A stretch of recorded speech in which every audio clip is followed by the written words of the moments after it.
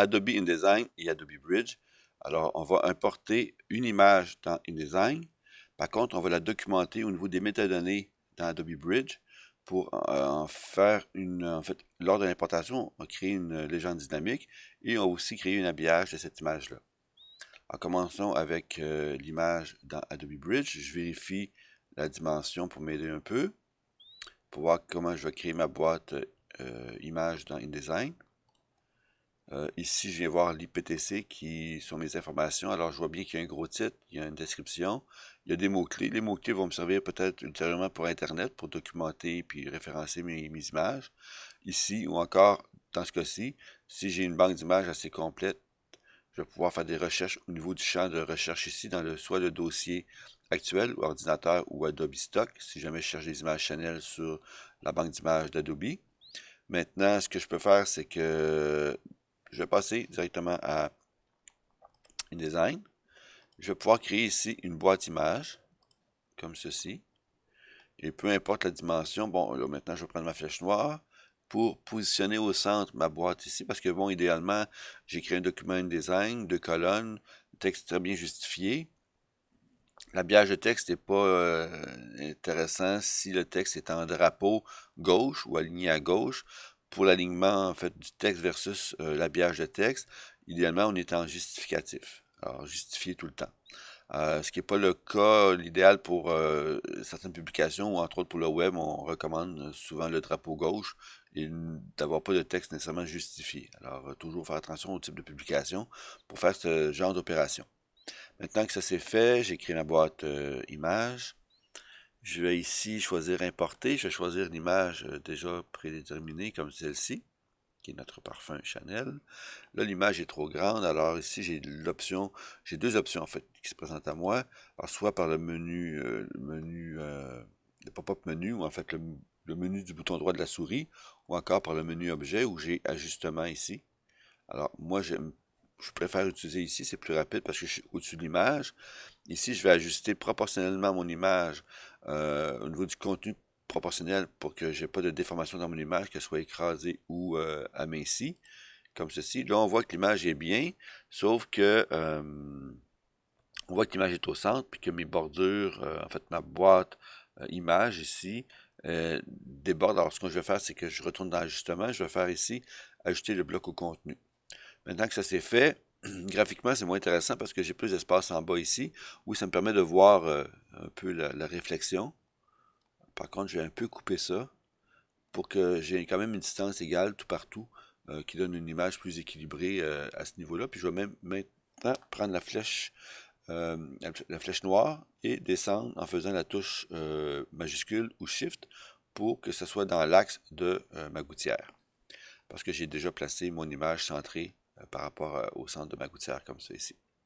Maintenant, ce que je vais faire, c'est que, oui, ben, on voit que, si je fais ça comme ça, on voit qu'il y a du texte derrière. Alors, ce que je veux, c'est que je vais créer un habillage. Pour ça, c'est que je veux que le texte suive tout le contour. Alors, il y a 2 façons de faire. Par le menu ici, en fait, dans mon panneau contrôle, j'ai mes éléments d'habillage ici. Par contre, le panneau habillage est plus pratique parce qu'il y a plus d'options.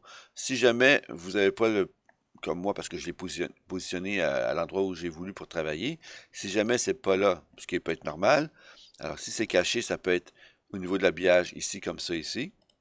Ou sinon, si jamais vous avez fait un une petite réinitialisation de vos menus, à ce moment-là, euh, je regarde ici, si j'ai pas habillage ici, s'il n'y a pas de crochet, c'est qu'il n'est pas, euh, soit qu'il n'est pas utilisé dans la colonne de droite, sauf qu'ici je le vois, donc je peux cliquer dessus, là, en fait, je vais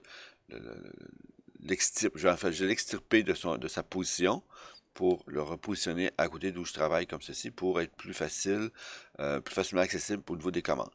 Maintenant, euh, faites attention toujours, ici, quand je clique le centre de l'image ici, c'est que ça sélectionne, bon, je donne un exemple, quand je sélectionne ça ici, je vois un pourcentage ici, c'est un chiffre qui est un peu bizarre, en fait c'est un pourcentage, mais avec des, euh, des valeurs un peu moins précises, donc on veut idéalement quelque chose qui ressemble à 58, mais si j'augmente, regardez bien ici, Et là, j'augmente et ça décale. Pourquoi? Parce que j'ai pas sélectionné le centre ici.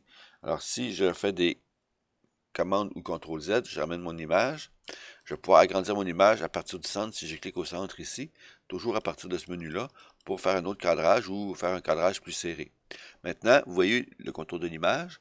Alors, je peux aussi réduire pour avoir ma composition d'origine. Alors, quand je clique au centre, ça permet de voir le cadrage de l'image. Donc, c'est le pourcentage de l'image à l'intérieur de ma boîte image. Donc, je suis à 59% de la grandeur réelle.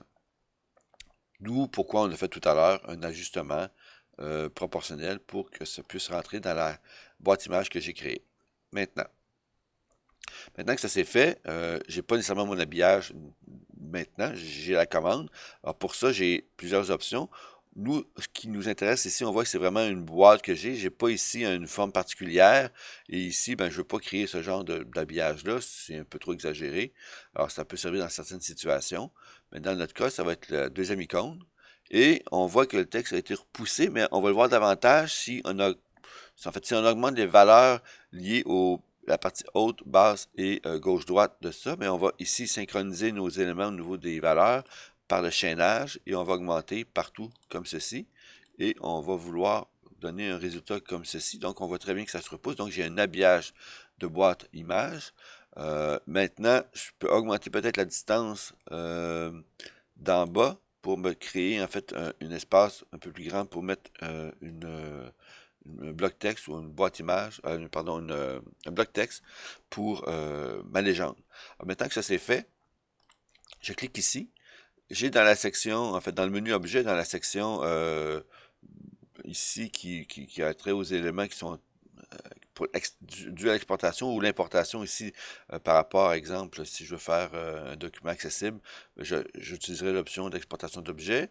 Ici, par contre, pour une légende, je viens chercher la section format de légende. Je vais ici choisir, bon, rappelez-vous tantôt qu'on a eu en fait, on avait des métadonnées. Alors, on a eu un choix de métadonnées. Alors, nous, on a rempli description, gros titre, mots-clés. Nous, on va partir de description, donc on pourrait créer même plusieurs éléments au niveau d'afficher des informations par rapport à notre image. Nous, par contre, on va suffire pour le moment à une légende qui va être la description, où c'était marqué parfum, Chanel parfum. Et maintenant, je peux appliquer un style à ma légende. Alors, souvent, les légendes, si on est en Word, ça va être du titre 6. Ici, on va prendre du H6 et on va associer la boîte à notre boîte image, à notre boîte texte. Alors, qu'est-ce qu'on va faire ici? Je vais faire OK là-dessus. Et maintenant, je vais appliquer, en ayant toujours l'image de sélectionner, en fait, la boîte qui contient l'image. Donc, on veut voir un contour bleu et non le contour brun. Et je vais pouvoir ici aller chercher toujours légende, mais appliquer une légende ou générer une légende, soit dynamique ou statique. Alors, c'est quoi la différence entre les deux? C'est que la statique, en fait, je vais vous le montrer, c'est plus simple. Alors, légende dynamique, généralement, c'est ce qu'on utilise. Voyez-vous, ça crée ici parfum Chanel. Le problème, c'est que on sait que ça, c'est une bouteille de numéro 5, donc j'aimerais ajouter le numéro 5. Alors, certains l'ajouteraient ici, mais nous, ce qu'on va faire, on va utiliser les technologies actuelles par la fonction de Adobe Bridge, et je vais aller chercher ici dans description, je vais rajouter numéro 5, comme ceci. Donc, je vais cliquer l'image comme ça pour que ça s'applique. Je m'assure que c'est bien appliqué.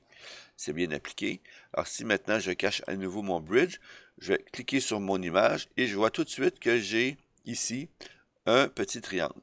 Et le petit triangle est associé au panneau lien, comme ceci, et qui me montre différents éléments. Donc là, j'ai une image, c'est assez simple, mais toutes les images que j'ai importées dans mon document s'afficheraient ici. Et là, bouton droit, j'ai l'option ici de mettre à jour le lien. Ça, c'est une façon. Je peux aussi cliquer sur le petit bouton ici ou encore cliquer sur le triangle ici, comme ceci. Et on voit que c'est chaîné à l'image qui est importée et on voit que le numéro 5 a été ajouté. Alors, c'est une légende dynamique. Alors, je peux, avec une légende dynamique, changer mon texte via Adobe Bridge, via ici la métadonnée description et à volonté être à ce niveau-là, générer des modifications tant que le texte est modifié et que je n'ai pas choisi une légende statique.